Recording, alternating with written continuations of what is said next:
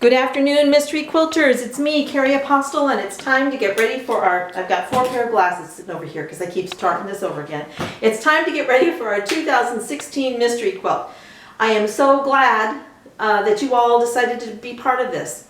I was just checking my records and we have been doing this for 10 years. I know, I can't believe it. So I'm so glad that you're here to do it this year. In the initial email that I sent out to everybody, and I'm going to be repeating all of the fabric requirements today in this video so that if you miss the email for some reason, you won't feel out of the loop. This quilt is not small, it's nice and big, so it's going to finish 77 by 86.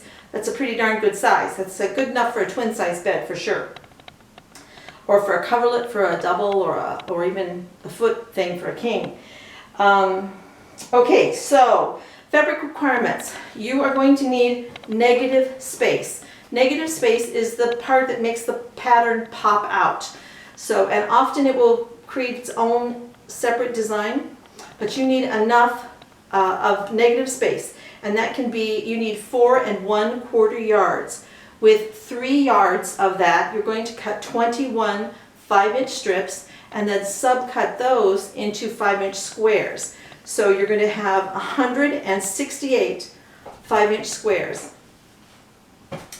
Then you need a corresponding of color, 168 color squares. And there are several ways you can get that. One is by rating your stash. You bought those colors. You love those colors. They spoke to your heart at some point in time. Let's use them. So go cut up 168 5-inch squares from your stash. One thing to say about color at the beginning here.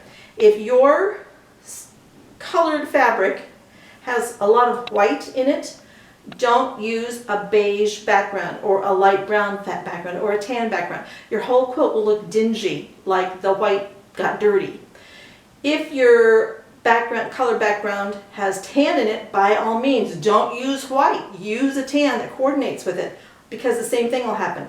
Your colors will look dingy along next to the white. So be sure that you get a negative space fabric yardage that's going to complement it. And this can be black, it can be green, it can be blue, it can be mottled fabric. You just don't want to have a print in this because it will interfere with the pattern that we're going to develop as we go along. Now, okay, so there's ways you can get these colored squares. One is your stash. You need 168 colorful squares. Or you can do 4 charm packs. A charm pack is a pre-cut, which are just fun and time-saving, and they're not really that much more expensive than regular fabric. But you need to get a charm pack. You need 4 charm packs. There are 42 slices of charms in here, and 4 times 42 is 168. So you need 168 charms for these charm packs.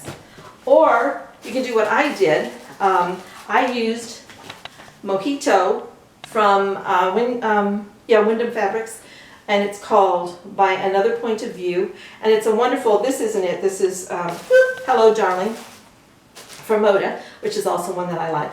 But I used the Mojito from Wyndham Fabrics for mine, and it's pretty much the same colorway as this, nice bright reds against whites, bright yellows, bright greens, bright turquoise.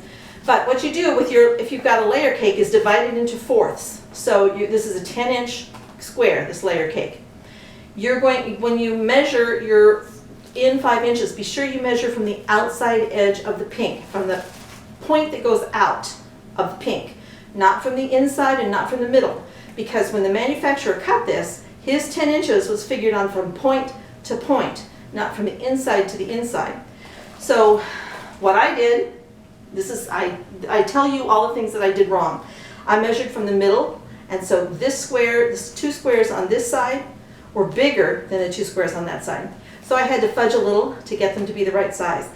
But now you know you don't do that. Don't make the mistakes I make. That's why I do this beforehand. Then you're going to cut this into fourths, like that. Okay? That's week 1. Do that.